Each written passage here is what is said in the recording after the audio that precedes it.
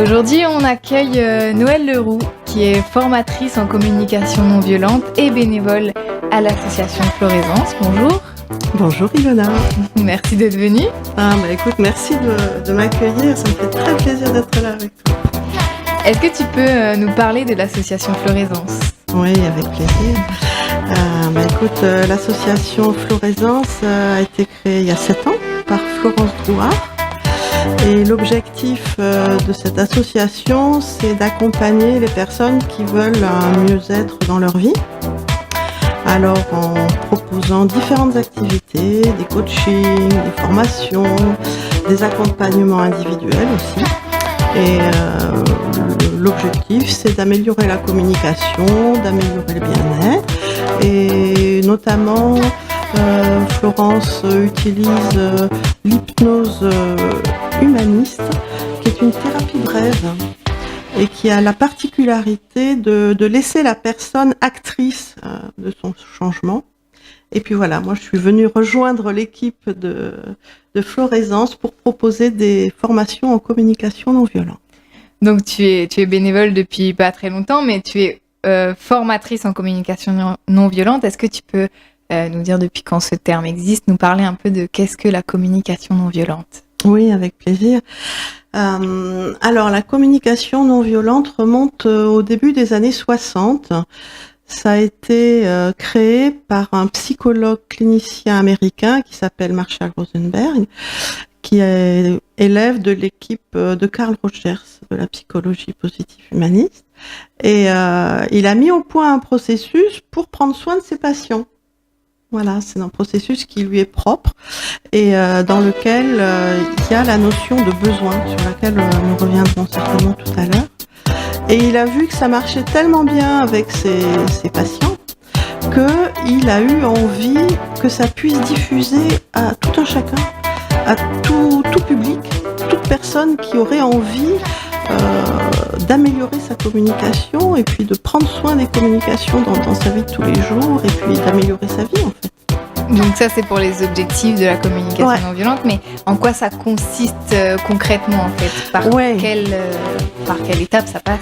Ouais, qu'est-ce que c'est Alors, définir la communication non violente, je vais peut-être te donner différentes façons de le définir.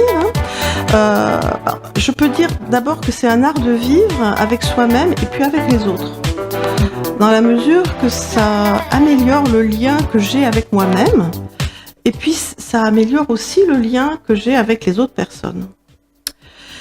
Et puis, je peux dire aussi que c'est une aide à la communication qui est basée de façon très concrète, on peut dire de façon très concrète, sur l'observation très factuelle de ce qui se passe, plutôt que de ce qui se passe dans nos pensées, dans nos interprétations. Donc, se baser vraiment sur ce que je vois, sur ce que j'entends, sur ce qui se passe, voilà, en fait. Et puis aussi, une prise de conscience personnelle, de moi, en l'occurrence, ou de toi qui écoutes, voilà, de ce qui va m'aider ou de ce qui va t'aider dans la communication. Voilà. Et comment, toi, tu t'es intéressée à ce processus-là ? Comment tu en es arrivée à dire ça m'intéresse, j'aimerais découvrir un peu ce monde de communication non violente. Écoute, c'est vraiment le hasard en fait. C'est en 2004, c'est un ami qui m'a mis dans les mains le livre de Marshall Rosenberg que j'ai là. C'est Les mots sont des fenêtres ou bien ce sont des murs. Donc c'est une introduction à la communication non violente. C'est écrit par Marshall Rosenberg, donc le fondateur. Et dès que j'ai ouvert ce livre, je me suis dit, oh là là, mais c'est exactement ce que je cherche depuis toujours, quoi. En fait, ça a été vraiment un rayon de soleil pour moi parce que, en fait, dans ma vie, dans mon histoire, c'est vrai que j'ai toujours eu du mal à parler de moi, notamment avec mes parents, par exemple, parce que ma mère culpabilisait dès que je lui disais quelque chose pour moi, elle le prenait contre elle. Et de ce fait-là, moi, je voulais plus rien lui dire. Je gardais tout pour moi, donc je pouvais rien dire à ma maman. Et puis mon papa, lui, c'était plutôt le style se mettre en colère. Donc, comme il se mettait en colère, j'avais plus envie de rien dire non plus. Donc, je pouvais rien dire à ma maman, rien dire à mon papa, et puis je gardais tout à l'intérieur. Donc ça me faisait très mal et j'étais vraiment en manque d'écoute, d'empathie, et puis j'avais vraiment envie de partager ce qui se passait à l'intérieur de moi, et puis déjà aussi de savoir ce qui se passait moi-même à l'intérieur de moi. Donc avec ce livre, vraiment, ça m'a semblé clair, voilà. Ça m'a semblé clair, évident, et puis j'ai enchaîné, quoi. Dès que j'ai eu le bouquin, j'ai vu des adresses derrière pour faire des stages, donc... C'est-à-dire que c'est parti Ouais. de cette envie personnelle Ouais. d'appliquer ça au quotidien. Et Ouais. puis, du coup, ça rejoint ma question d'après. Tu es la première formatrice de CNV à l'île de la Réunion. Donc, tu as eu envie d'en faire ton métier, en fait. Enfin, ton métier. Alors, de formation, moi je suis médecin. Voilà, je suis docteur, médecin. J'ai travaillé 27 ans comme médecin du travail. D'accord. Donc, voilà, j'ai fait avec beaucoup de plaisir cette profession. Et lors de cette profession, j'ai eu l'occasion d'utiliser la CNV justement pour écouter les salariés que je recevais, pour les écouter sur leur travail et puis leur vie personnelle aussi, ce qu'ils avaient envie de partager. Et donc, voilà, après j'ai enchaîné les stages une fois par an. Et puis en 2012, j'ai commencé le parcours de certification. Voilà. Alors, je sais pas si tu veux que je t'en parle un peu ou un peu après. Enfin, tu peux, ça arrive. Oui, qui peut s'inscrire à ces formations professionnalisantes? Est-ce que c'est à la portée de tous? Est-ce que... Ouais, alors, disons que pour être clair, si tu veux, là, je suis la première. Alors, je suis pas encore certifiée parce que j'ai pas le document des USA, mais il faut que je fasse le chèque et puis c'est une histoire de papier, donc d'ici 2-3 mois, ça doit être fait.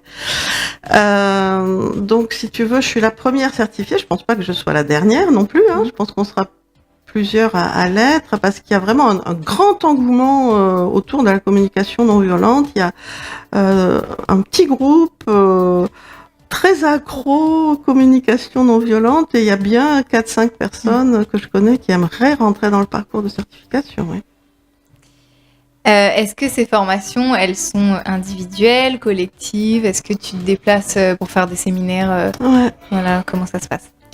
Alors écoute, la CNV, telle que je la perçois, ça peut être un peu à la carte, suivant l'envie de la personne ou du groupe qui a envie de découvrir. Parce que j'ai aussi la facette de l'accompagnement individuel.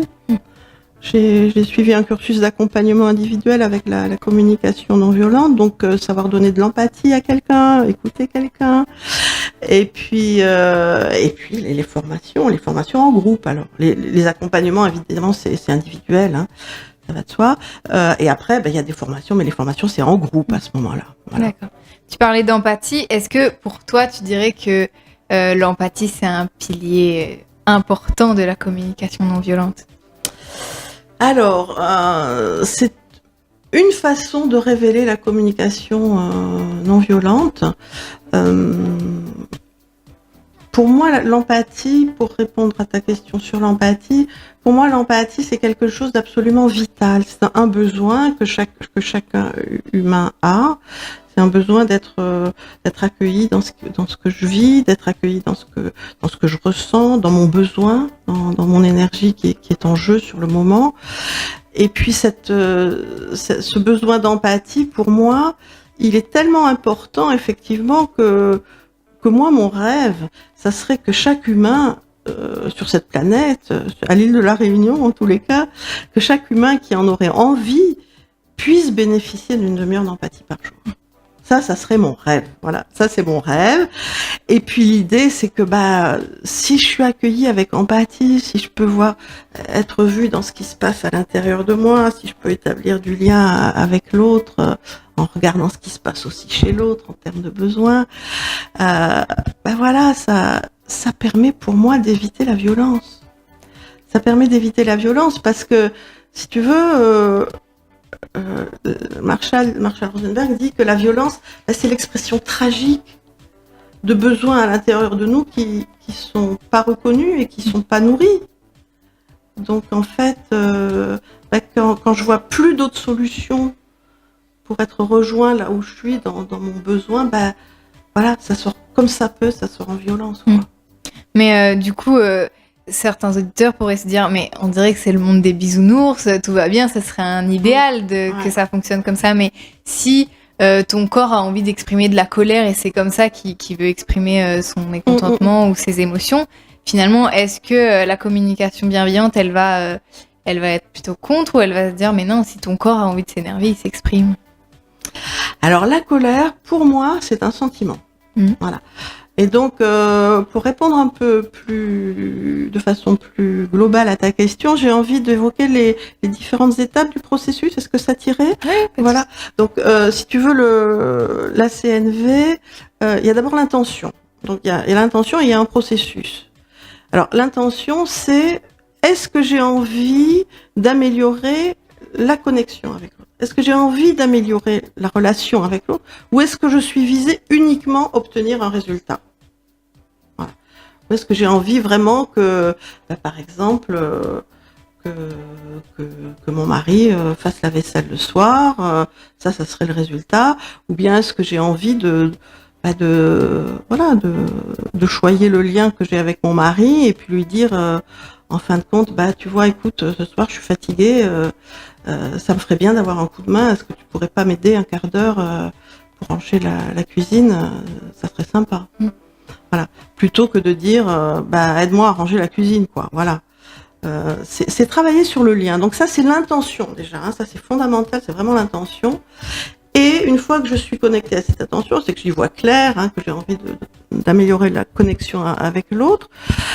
Et bien à ce moment-là, c'est un processus, mais alors vraiment qui est très simple de prime abord, en 4 étapes. Observation, sentiment, besoin et demande. Avec un point central vraiment, c'est le besoin. Alors le besoin, qu'est-ce que c'est? Le besoin, c'est quelque chose qui est commun à tous les humains déjà. Tous les humains, ils ont les mêmes besoins. Et comme on a tous les mêmes besoins, c'est un moyen, c'est un endroit où on peut se rejoindre. C'est le terreau commun de notre humanité. C'est un endroit vraiment où on peut se reconnaître soi-même et reconnaître l'autre, quoi. Alors c'est quoi les besoins? C'est par exemple les besoins de survie. C'est respirer de l'air, c'est boire de l'eau, c'est manger, c'est être propre, c'est avoir un confort sanitaire. Et puis, c'est en deuxième lieu également des besoins relationnels. On est des personnes qui aiment les relations avec les gens autour de nous. C'est important d'avoir des relations avec les gens autour de nous, de l'affection, de l'amitié, de l'amour, voilà, des échanges, de la complicité, voilà, de la douceur, des choses comme ça, voilà, dans le lien. Et un troisième volet de besoins qui sont plus d'épanouissement personnel, comme l'affirmation de moi, la confiance en moi, le choix de mes rêves, le développement de mes activités, la liberté, voilà. Créativité. Mais quand on t'écoute, on a l'impression que appliquer cette initiative de communication bienveillante, c'est un long travail sur soi, non? Parce que c'est réussir à prendre le recul de, voilà, les 5 étapes. C'est l'intention, l'observation, le besoin, l'écoute de soi, en fait. Est-ce que c'est à la portée de tous? Ah ouais, alors vraiment, c'est à la portée de tous. Et je dirais à la portée de tous, à la portée des enfants, à la portée des ados, à la portée, je dirais, à la portée de qui en a vraiment envie. Le point de départ, c'est vraiment la motivation, c'est d'avoir envie. Voilà, parce que si j'ai pas envie, c'est pas la peine. C'est pas la peine, voilà. Mais c'est accessible à tout le monde, oui, effectivement. Et ce cheminement, est-ce que tu penses pas qu'il faudrait que les parents le fassent dès le plus jeune âge avec les enfants pour que ça devienne juste naturellement une mentalité, ou alors ça doit être de la liberté de chacun quand il en a conscience, en fait? Alors, ça peut être les deux, tu vois. Ça peut être vraiment chacun dans sa vie quand on se dit oui, là il se passe telle chose, là j'aimerais bien améliorer un peu les relations, par exemple avec telle ou telle personne. À ce moment-là, c'est vrai que c'est souvent un motif pour suivre un stage de base, tu vois. Mais en fait, ça va très vite, hein. En quelques jours, voilà,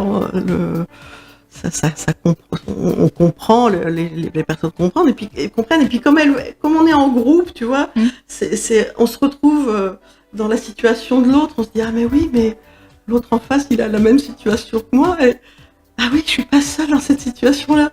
Alors ça fait un bien fou, quoi, en fait, parce que je suis pas seule à éprouver des choses, et puis j'ai du soutien, et puis voilà. Mais en fait, c'est très rapide, quoi. Ouais, rapide. Et en fait, si tu veux, le truc, c'est que c'est me relier à quelque chose que j'ai naturellement au fond de moi. C'est me relier à l'énergie du don naturel. Ouais. Voilà. C'est quelque chose d'inné, Voilà. ce que tu veux dire. Ouais. Voilà. C'est quelque chose d'inné que j'ai au fond de moi et que, par les circonstances de la vie, j'ai oublié, j'ai mis de côté. Et puis, à un moment, voilà, c'est de côté. Et ça peut revenir très vite si je me dis, ah ouais, mais là, est-ce que c'est vraiment ce que je veux avec cette personne-là? Non, attends, j'ai pas envie de jouer à qui a raison ou qui a tort avec cette personne. J'ai plutôt envie de me rendre la vie plus belle avec toi. J'ai pas envie de me la pourrir, la vie, quoi. Non! Tout à l'heure, tu parlais de cet engouement autour de la communication non violente ou bienveillante. Voilà. Est-ce que quand tu en parles à des gens, tu as déjà été face à des situations de on ne sait pas du tout ce que c'est, on est complètement contre, on n'est pas d'accord, ou est-ce que les gens sont ouverts? Écoute, il peut y avoir un petit peu de tout, en fait. Hein. Toutes les situations que tu cites, là, elles peuvent se présenter. C'est vrai que lors des formations, moi, je vois préférentiellement des personnes qui sont déjà motivées, qui ont déjà envie, qui ont déjà un intérêt pour venir, et qui sont ouvertes à découvrir ce qui peut aider dans la communication. Alors après, il y a des choses, des fois, qui sont un petit peu plus dures à considérer. Quand il y a des choses qui se répètent dans la vie, des fois j'ai un peu plus de mal à le changer, si tu veux, quand j'ai des choses qui reviennent, quand je me mets en colère et que je comprends pas pourquoi, je vais me remettre en colère la fois d'après et ça va revenir, quoi, en fait. Et est-ce que malgré ce cheminement que tu as lancé, cette manière de penser, il t'arrive encore aujourd'hui de te mettre en colère et d'avoir des situations qui te dépassent, où tu arrives quand même à prendre ce recul? Si tu veux, moi, la colère, je l'honore. Alors, ce que j'ai appris à faire, c'est ne pas la laisser exploser comme un volcan en face de la personne. Je l'accueille, et puis j'en prends soin, mais en aparté, voilà. Et je vais voir ce que cette colère a à me dire. Voilà. Je vais voir ce qui est en jeu, en fait. Par exemple, je peux te donner un exemple, si tu veux, un exemple de la vie de tous les jours. Ça te va? Ouais. C'est un exemple de la vie de tous les jours. Donc c'est, admettons, à la maison, tu vois, la personne qui est avec moi me dit... non mais attends, là j'en peux plus, tu laisses tout le temps la lumière allumée dehors, quoi, j'en peux plus, là ça m'énerve, je supporte plus, quoi. Donc ça c'est une façon habituelle de dire les choses, quoi. Hein. Moi la première je le fais parfois. Et puis si je prends un petit temps et si si j'ai envie de suivre le processus de la communication non violente, alors à ce moment-là, si je veux dire la même chose, de la façon CNV, je vais prendre un petit temps d'abord, hein, parce que c'est pas automatique, hein, donc je suis invitée à ralentir. Voilà, je prends un petit temps pour ralentir, je prends un petit temps pour respirer, pour accueillir ce qui se passe chez moi, voilà. Et puis je vais essayer de voir ce qui se joue à l'intérieur de moi quand si c'est moi qui dis ça, si c'est moi par exemple qui dis cette phrase, écoute, ça m'énerve que tu laisses la lumière allumée dehors, si c'est moi qui dis cette phrase. Version CNV, je vais prendre un temps et puis je vais dire, écoute, oui, tu vois, quand je vois qu'il y a la lumière allumée dehors, là, je suis pas très à l'aise parce que pour moi, c'est vraiment précieux de préserver l'énergie et de prendre soin de la nature. Est-ce que tu serais OK d'éteindre la lumière après le repas? Ça serait plus confortable pour moi. Donc finalement, la CNV, c'est communiquer avec les autres, mais aussi communiquer avec son corps et ses émotions. Oui. Comprendre comment on fonctionne et s'écouter soi. Oui, merci Ilona, c'est tout à fait ça. Oui, ça me touche parce que si tu veux, c'est à partir de cette clarté que j'ai à l'intérieur de moi et de ce lien direct avec le précieux, par exemple, en l'occurrence, là, c'est le précieux de prendre soin de l'énergie, de ne pas la gaspiller, de prendre soin de la nature. C'est à partir de cette énergie-là que je vais parler. et l'autre en face, il va se trouver rejoint dans quelque chose qui est précieux aussi pour lui. Et une fois que j'ai cette clarté-là, à ce moment-là, je peux aller vers l'autre et lui donner de l'empathie, si tu veux. Ou bien, je peux aussi parler de ce qui se passe chez moi, les deux. Et donc, si les gens ont envie de s'inscrire à ces formations-là, est-ce que ça a un prix? Enfin, oui, ça a un prix, effectivement. Les formations sont payantes. Je l'ai fait dans le cadre de l'association Florescence, donc il y a un prix dégressif si on fait les 3 cycles, les 3 fois 2 jours, c'est 3 fois 2 jours le cycle de base. Donc nous encourageons les personnes à suivre les 3 modules de 2 jours. Et puis c'est vrai que souvent il y a une bonne énergie qui se crée dans le groupe. Et puis la dernière fois, par exemple, il y avait un groupe de 12 femmes. Moi, j'ai trouvé ça vraiment très touchant de voir 12 femmes qui se sont suivies 3 fois 2 jours et qui ont cheminé, de voir les pleurs au début, de voir les sourires à la fin. Voilà, je suis contente. Maintenant, c'est vrai que l'argent soit un obstacle, je le voudrais pas, quoi. Il y a toujours moyen de s'arranger, toujours moyen de voir. Et puis si parfois il y a des sous qui rentrent, une autre fois il peut y avoir des sous qui rentrent moins. Ouais. Enfin voilà, c'est. Et tu parlais hors antenne que tu aimerais que ces formations soient encore plus accessibles à tous en peut-être évoluant en des formations en créole, c'est ça? Ouais, ça me tiendrait vraiment à cœur. C'est vrai que moi je suis d'origine du sud-ouest de la métropole, donc je suis assez en colère contre moi parce que je vois que le créole, je le comprends, quand les personnes parlent créole à ma vitesse, voilà, pour que j'arrive à les comprendre, et qu'en même temps, moi, j'arrive pas à parler créole et que je suis très frustrée là-dessus. Et donc, dans la dernière formation que j'ai organisée, j'ai rencontré une jeune femme créole qui serait vraiment partante pour coopérer avec moi et puis bâtir quelque chose sur la langue créole pour que ça diffuse dans la langue créole. Et là, moi, ça serait vraiment joyeux. Ah ouais, ça serait super génial. Est-ce que, pour ceux que tu aurais convaincus, est-ce que tu aurais des ouvrages, des vidéos, des auteurs à conseiller à nos auditeurs? Ouais, écoute, je crois qu'actuellement, tu vois, le plus simple avec les accès Internet qui sont assez faciles, actuellement, ça serait d'aller sur YouTube. Sur YouTube, il y a des vidéos, des conférences de Marshall Rosenberg qui ont été traduites en français. Donc il suffit d'écrire YouTube, CNV, français et Rosenberg, ROSENBERG, et voilà, vous tombez directement dessus. Donc c'est traduit en français, c'est très accessible. D'accord, j'espère que les auditeurs auront noté. On va récapituler un petit peu. Donc, tu fais une formation qui est sur 3 modules, c'est ça? Ouais. Tu as les dates Ça commence 30 et 31 mars. Pour avoir des renseignements, moi, je vous suggère de contacter l'association Florescence via Facebook. C'est encore le plus simple. Et puis, j'aimerais aussi signaler, tant que j'y pense, la prochaine fête de la CNV à Boucan-Canotte, le dimanche 12 mai, avec 2 formateurs certifiés, 2 invités d'honneur qui viennent de métropole. De 9h à 16h30, c'est ça? Exact. Voilà. En tout cas, merci d'avoir été avec nous, auditeurs et auditrices, et puis à bientôt pour une nouvelle émission. Merci, Ilona.